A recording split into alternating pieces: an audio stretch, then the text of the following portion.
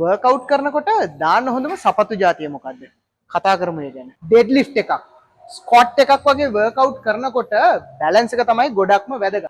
ඒ කියන්නේ යටිපතුලේ තියෙන මේන් පොයින්ට් තුනටම ඔයා දෙන බර බෙදිලා යන්න ඕනේ. එතකොට තමයි බැලන්ස් එක හිටින්නේ. එතකොට ඔයා දාන සපත්තු දෙක ගැන ගොඩක් හිතන්න ඕනේ. උදාහරණයකට කියමුකෝ සපත්තුවේ කුෂන් එක ගොඩක් වැඩි කියලා. විශේෂයෙන්ම ඔය චන්කි ෂූස් කියලා තියෙනවනේ. චන්කි ෂූස් නම් ඩෙඩ් ලිෆ්ට් ස්ක්වොට් කියන වර්කවුට් වලට ගැලපෙන්නෙම නැහැ. මොකද හේතුව ඒකේ අඩිය ගොඩක් උසයි. එතකොට අනිවාර්යයෙන්ම බැලන්ස් එක නැතුව කකුල පෙරලෙනවම තමයි. ඒ වගේම තමයි මම කිව්වේ ඉස්සෙල්ලා කකුලේ අර බර බෙදිලා යන පොයින්ට් තුන. ඔය පොයින්ට් තුනට නිසියාකාරව බර බෙදිලා යන්නෙත් නැහැ. එතකොට අර කකුල මෙහෙම එක එක පැතිවලට පාත් වෙන්න පුළුවන්. ඔයා දැකලා තියෙනවනේ. ඔයාගේ සපත්තුව ගෙවෙනකොට මොකක් හරි එක පැත්තකට ගෙවෙනවනේ.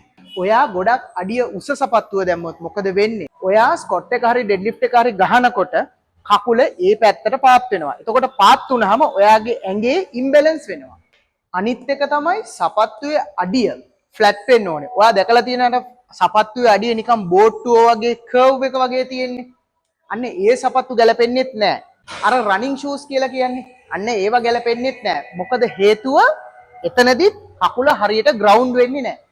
අනිත් එක තමයි ඔයා දාන සපත්තු දෙක කකුලේ ස්වභාවික පිහිටීමක් තියෙනවානේ. ඒ පිහිටීමට බාධාවල් නොවන විදිහේ සපත්තු දෙකක් තමයි ගන්න ඕනේ.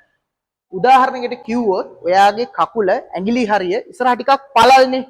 අන්න ඒ පළල ඒ විදිහටම තියෙන විදිහට තමයි සපත්තු පාවිච්චි කරන්න ඕනේ. ඔයා දැකලා ඇතිනේ ඔය සමහරක් අයගේ කකුලේ ඇඟිලි අර එක උඩ එක ගිහිල්ලා පැත්තට ඇද වෙලා වගේ තියෙනවා. එහෙම වෙන්න ප්‍රධාන හේතුවක් තමයි ඉස්සරහා හීනි සපත්තු දාන එක. ඉතින් ඔය දේවල් වලට තියෙන හොඳම විසඳුම තමයි white toe box shoe එකක් පාවිච්චි කරන එක. සාමාන්‍යයෙන් white toe box shoe එක ටිකක් ගණන්. එතකොට අපේ නංගිලා මල්ලිලා ගොඩක් අය 10 වගේ අඩු සපත්තු ජිම් වලට පාවිච්චි කරනවා නම් ඒක ටිකක් අමාරුයි. එතකොට ඔයගොල්ලන්ට තියෙන හොඳම විසඳුම තමයි socks දෙකක් පාවිච්චි කරලා barefoot workout කරන එක. එතනදී අර කිව්ව ඔක්කොම කරුණු එකකින් සම්පූර්ණ වෙනවා. ඒ කියන්නේ ග්‍රවුන්ඩ් වෙනවා, කකුල් පෙරලෙන්නේ නැහැ. ඔය හැම එකටම විසඳුම් හම්බ වෙනවා. ඔයාට කරදරයක් නැතුව හරියට වර්කවුට් එක කරගන්න පුළුවන්. අනිත් එක තමයි වර්කවුට් එක ඉවර වෙලා මතක් කරලා සපත්තු දෙක දාගන්න. මොකද ජිම් එක කියන්නේ යකඩ ගොඩක්නේ. කොහේ හරි කකුලක් වැදුනොත්, ඇඟිල්ලක් වැදුනොත් තැලෙන්න, කැඩෙන්න තියෙන අවස්ථාව වැඩි.